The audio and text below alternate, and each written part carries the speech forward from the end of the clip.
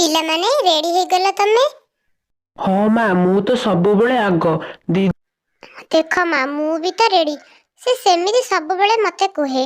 ପରେ ଟୁନି ଚଢ଼େଇ ତା ପିଲାମାନଙ୍କୁ ସାଙ୍ଗରେ ଧରି ସ୍କୁଲ ଛାଡ଼ିବା ପାଇଁ ଗଲା। ଆଉ ସ୍କୁଲରେ ଛାଡ଼ି ପୁଣି ସିଏ ତା ଚାଷ ଜମିକି ଫେରି ଆସିଲା। ଆସି ଦେଖେ ତ ଆରେ ସରପଞ୍ଚ ସାର୍, ଆପଣ ଏଠି ମୋ କ୍ଷେତରେ? କୁହନ୍ତୁ, କଣ କହିବାର ଅଛି କୁହନ୍ତୁ।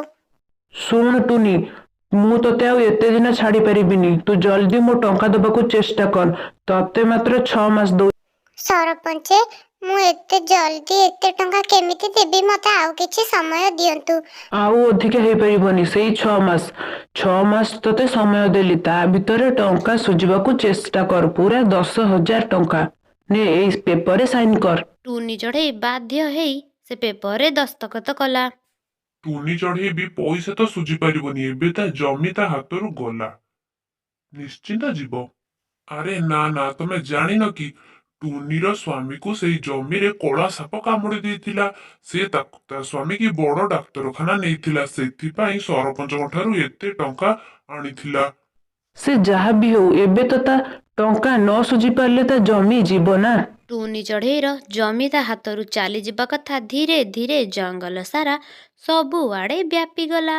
ଏପଟେ ଟୁନି ଚଢ଼େଇ ତା ପିଲାମାନଙ୍କ ସହିତ ଥାଏ। ଦିନେ ସେ ସକାଳୁ ପରିବା ନେଇ ହାଟକୁ ଯାଉଥାଏ। ମୋ ହାତରେ ତ ମାତ୍ର 5 ମାସ ସମୟ ଅଛି। ତା ଭିତରେ ଏ ପରିବା ବିକିଲେ ବି ଏତେ ଟଙ୍କା ହବନି। ମୁଁ କୋଉ ଚାଷ କଲେ ଜଲ୍ଦି ବହୁତ ଟଙ୍କା ପାଇପାରିବି? ଆରେ, ବଜାରରେ ତ ସମସ୍ତେ ମଟର ଜଲ୍ଦି କିଣି ନେଉଛନ୍ତି, ଆଉ ତାର ମୂଲ୍ୟ ବି ବହୁତ। ମୁଁ ଯାଉଛି, ମଟର ଗଛ ଲଗେଇବି। ଟୁନି ଚଢ଼େଇ ବଜାରରୁ ମଟର ମଞ୍ଜି ଆଣି ଘରେ ପହଞ୍ଚିଲା। ପିଲାମାନେ କୁଆଡେ ଗଲ? ଜଲ୍ଦି ଆସ। ଆଜି ବି ତମମାନଙ୍କୁ ମୋ ସହିତ ବିଲକୁ ଯିବାକୁ ପଡ଼ିବ। ବହୁତ କାମ ଅଛି। ହଁ ମାମା, ଚାଲ। ତାପରେ ଟୁନି ଚଢ଼େଇ ଆଉ ତାର ପିଲାମାନେ ବିଲରେ ଥିବା ସବୁ ପରିବାକୁ ତୋଳି ଦେଲେ। ଆଉ ତାକୁ ସେ ଜାଗାକୁ ଭଲ ଭାବରେ ଓଳେଇ ପରିଷ୍କାର କରିଦେଲେ। ତାପରେ ରାତି 12ଟା ବେଳେ ପିଲାମାନେ ଚାଲ ଏବେ ଘରକୁ ଯିବା। ମୁଁ 4ଟା ରାତିରୁ ଆସିକି ମଟର ମଞ୍ଜି ଲଗେଇଦେବି। ଆଉ 4ଟା ବେଳକୁ ଏ ପରିବାକୁ ନେଇ ବଜାରକୁ ଯିବି। ତାପରେ ଟୁନି ଆଉ ତାର ପୁଅ ଝିଅ ଖାଇ ପିଇ ରାତିରେ ଶୋଇପଡ଼ିଲେ। ଟୁନି 4ଟା ରାତିରୁ ଉଠି ଆସି ତା କ୍ଷେତରେ ପହଞ୍ଚିଲା। ଏପଟେ ତାର ପିଲାମାନେ ଉଠି ତା ପଛେ ପଛେ ମଧ୍ୟ ଆସି କ୍ଷେତରେ ପହଞ୍ଚିଲେ। ମାମା, ତମେ ଆମକୁ କାହିଁକି ସାଙ୍ଗରେ ଆଣିଲନି? ତମେମାନେ ରାତିରେ ବହୁତ କାମ କରିଥିଲେ ତ, ସେଥିପାଇଁ ଆଣିଲିନି। ଆଉ କଣ କାମ ଅଛି କୁହ ମାମା, ଆମେ କରିଦବୁ। ତମେ ଏପଟେ କାମ କରୁଛ, ସେପଟେ ଆମକୁ ନିଦ ହେଲାନି, ସେଥିପାଇଁ ଆମେ ଆସିଲୁ। କୁହ ମାମା, ଆଉ କଣ କାମ ଅଛି? ମୁଁ ମଟର ମୋଛ ଲଗେଇ ସାରିଲିଣି, ଏବେ ଖାଲି ପାଣି ଦବାର ଅଛି। ଚାଲ ଯିବା, ଆଣି ପାଣି ଦବା। ଟୁନି ଆଉ ତା ପିଲାମାନେ ପାଖରେ ଥିବା ନଦୀରୁ ପାଣି ଆଣି ମଟର ମଞ୍ଜିରେ ପକେଇଲେ। କିଛି ଦିନ ପରେ ମଟର ଛୋଟ ଛୋଟ ଗଛ ହେଇ ବାହାରିଲା। ମାମା, ମୁଁ ଆଜି ନା ପରିବା ବିକାଠାରୁ ଶୁଣିଥିଲି କି ମଟର କିଲୋ 100 ଟଙ୍କା ହବ।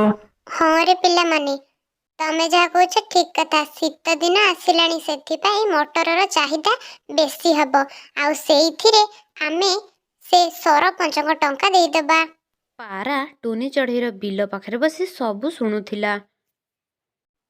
ଜାଣିଛ ଟୁନି ଭଉଣୀ, ମୁଁ ଯଦି ଜାଣିଥାନ୍ତି ନା, ମୁଁ ମୋ କ୍ଷେତରେ ମଟର ଚାଷ କରିଥାନ୍ତି। ଶୀତ ଦିନେ ଭାରି ଚାହିଦା ମଟରର। ଏମିତିରେ ଶୀତ ଦିନ ପଳେଇ ଆସିଲା। ଧୀରେ ଧୀରେ ଟୁନି ଚଢ଼େଇର ମଟର ଗଛ ବଡ଼ ହେଇଗଲା। ଆଉ ଟୁନି ତାକୁ ବଜାରକୁ ନେଲା। ଏବେ ଆଉ କିଛି ଟେନସନ ନାହିଁ। ମଟର ବିକ୍ରି କରି ଗୋଟେ ଥରକେ 10,000 ଟଙ୍କା ହେଇଯିବ। ଏମିତି କରି ମୁଁ ସରପଞ୍ଚଙ୍କ ସବୁ ଟଙ୍କା ଧୀରେ ଧୀରେ ଦେଇଦେବି। ଏ କଥା ଯାଇ ସରପଞ୍ଚ ପାଖେ ପହଞ୍ଚିଲା। ହଇଓ କାଳୁ କାଉ, ଟୁନି ତ ଆମର ସବୁ ପଇସା ଦେଇଦବ। ତା ମଟର ତ ବହୁତ ଭଲ ରେଟ୍ ହଉଛି, ଆଉ ସିଏ ଆମ ପାଖରୁ ଖସିଯିବ। ଏବେ ଆମେ କଣ କରିବା? ତମେ ଗୋଟେ କିଛି ପ୍ଲାନ୍ କର, ନହେଲେ ଟୁନି ତ ଖସି ଚାଲିଯିବ। ନା ନା, ନା ନା ସୁନ୍ଦରୀ କାଉ, ସେମିତି ହେଇପାରିବନି। ମତେ କିଛି ଗୋଟେ ପ୍ଲାନ୍ ଭାବିବାକୁ ପଡ଼ିବ। ତାପରେ ସରପଞ୍ଚ ତା ଚାକରମାନଙ୍କ ସହିତ କଥା ହେଲା। ଆଉ ଟୁନିର କ୍ଷେତ କାଟିବାକୁ କହିଲା। ସାଙ୍ଗ, ଦେଖ ତ କେତେ ସୁନ୍ଦର ମଟର ଗଛ ହେଇଛି। ଜମା ବି ହାତ ଯାଉନି ଦାରେ ଗଛ କାଟିବାକୁ। ହେଲେ ଆମେ କ'ଣ କରିବା? ଚାଲ ଚାଲ। ସେମାନେ ଟୁନି ଚଢ଼େଇର ମଟର ଗଛ କାଟି ଦେଇଥିଲେ।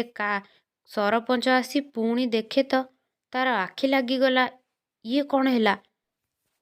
ଆମେ ତ ମଟର ଗଛ କାଟିଥିଲୁ, ପୁରା କାଟି ଦେଇଥିଲୁ। ତମେ ମାନେ ନିଶ୍ଚିନ୍ତ ମଦ ପିଇକି ଏମିତି କରିଛ। ମୋ ସାମ୍ନାରେ ଆଜି କାଟିବ, ଚାଲ। ରାତିରେ ସରପଞ୍ଚ ତା ଚାକରମାନଙ୍କୁ ଆଣି ଟୁନିର ବିଲରେ ପହଞ୍ଚିଲା ଆଉ ନିଜ ହାତରେ କାଟିବାକୁ ଆରମ୍ଭ କଲା। ସେତିକିବେଳେ ଗୋଟେ କଳା ସାପ ସରପଞ୍ଚକୁ କାମୁଡ଼ି ଦେଇ ସେଠୁ ଚାଲିଗଲା। ସରପଞ୍ଚ ସେଇଠି ପୁରା ଆଁ କରି ପଡ଼ିଲା।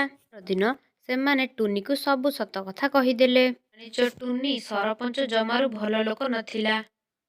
ସେ ତମ କ୍ଷେତ ନଷ୍ଟ କରିବାକୁ ଚାହୁଁଥିଲା। ମାମା, ଏବେ ତ ସରପଞ୍ଚ ମରିଗଲେ, ଆମେ ଆଉ ଟଙ୍କା ତାଙ୍କୁ ଦବାନି। ନା ନା ମିକି, ଆମେ ଭଲ ଚଢ଼େଇ, ଆମେ ତାଙ୍କ ଟଙ୍କା ସବୁ ଫେରେଇ ଦବା।